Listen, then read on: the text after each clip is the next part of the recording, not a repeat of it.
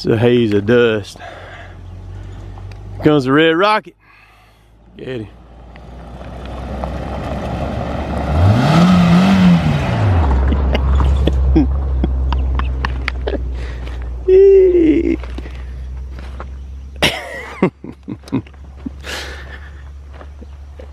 I don't care where you go on any job site, there's a Chad there. This oh, here comes the Dirty Max coming in. This is gonna be Derek.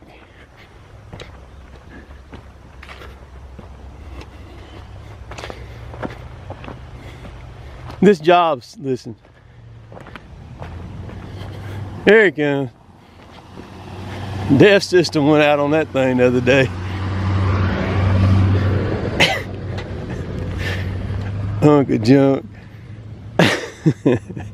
This job has sucked worse than the biggest suck fest you ever seen in your suck life. I'm just saying, man, this job has just been awful.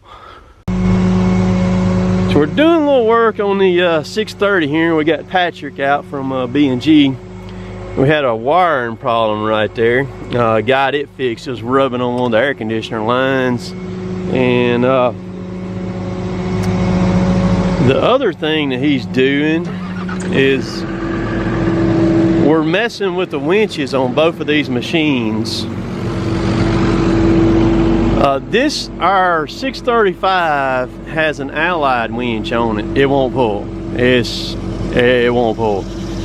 This one here has a Carco winch on it, which is made by Packard, and you can see all the oil that it blowed out of it yesterday. Well, we're completely winchless right now. We got some pulls we're gonna have to make to get the trucks up one of these really steep hills over here. It's gonna be the steepest hill we've ever put a truck on, and this winch right here won't work either. And they went through, they had the Allied, and then the Carco, and then they've went through a few different versions of the Carco, and they've got one now that'll pull.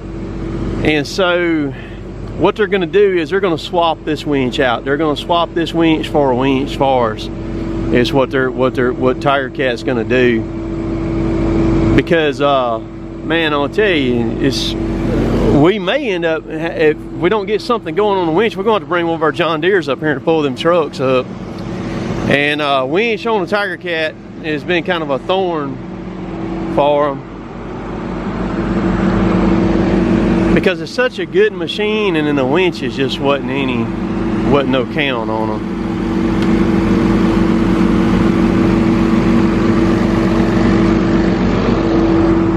I said it in a video the other day, Patrick. I said, if you need a machine that you got to have a winch that's going to pull, I said, you better buy a John Deere. Oh, God. Oh, man. Lord have mercy. We're going to get her fixed up, dude. They sure are.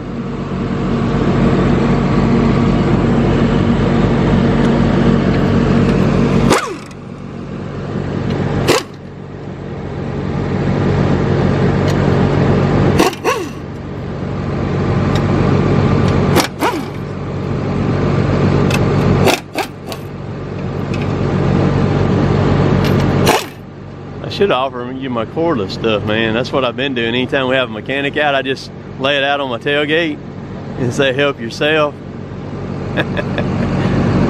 Oh, man.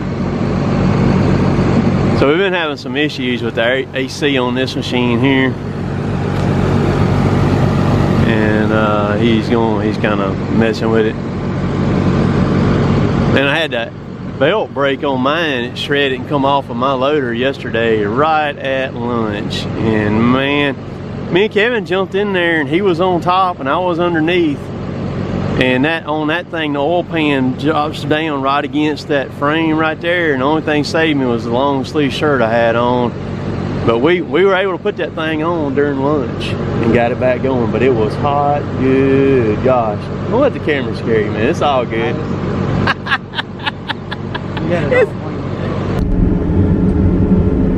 we ended up with probably the biggest mess on this job that we've ended up with in a long time.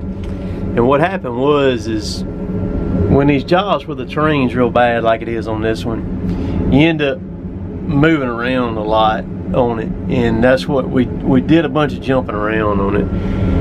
And when Kevin would move and have to reset up, he would start back building a pile before I could get the previous pile kind of situated out. So I would have to leave the pile I was on, go to the pile that he was, where he currently was, or working, and I'd have to kind of start helping him work it a little bit. Well, what happened after that then is we ended up with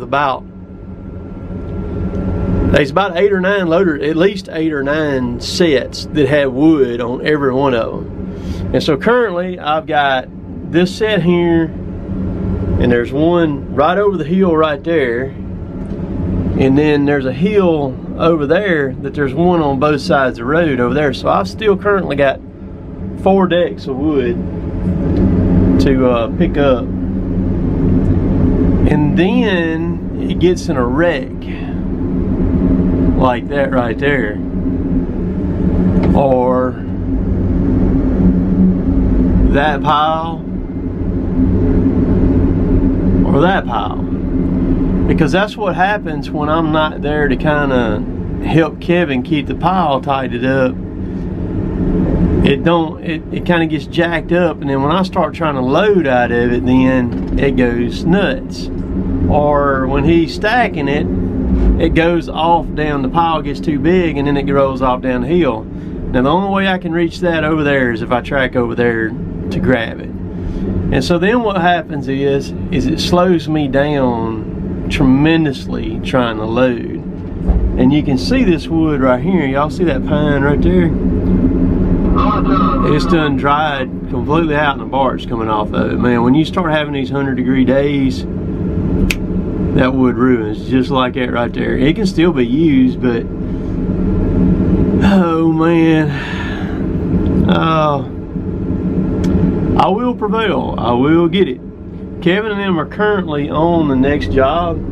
Another thing that kind of messed me up too was another key thing, is they cut us off for about 2 weeks on the tops, on the pine pulpwood tops, and now I can only haul like 5 loads of them a day. That's what I'm limited to on them right now. So I've been running around like a chicken with my head off, trying to get all these tops picked up before they ruin any further than they already are. And so that's proved to be pretty darn interesting, to say the least. So boy, I dread picking this stuff up right here. So this is pile number 2 right here, what's left of it. And I'll kind of sort through it in the morning and kind of pick the best stuff out of it. I'm not going to take too much pain in it. Boy, I struggle today. You ever have those days when your mojo just won't go, Joe? That was my day today. Good. Loaded 15 loads of just absolute teetotal garbage. Now, right over there where you see that road goes up, that's where that first pile was that I showed a while ago. It's gone.